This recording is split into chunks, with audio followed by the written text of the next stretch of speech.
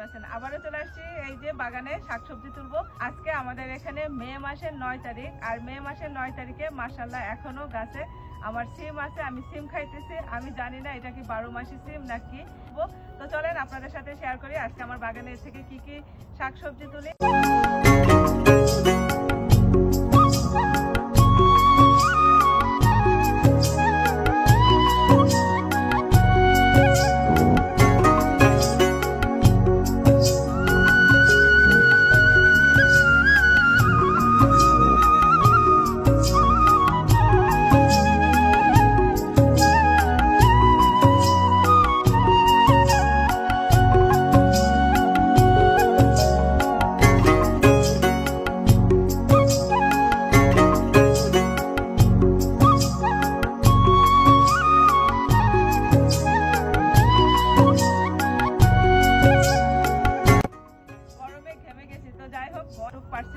আর এর চেয়ে বেশি আমার লাগবেও না।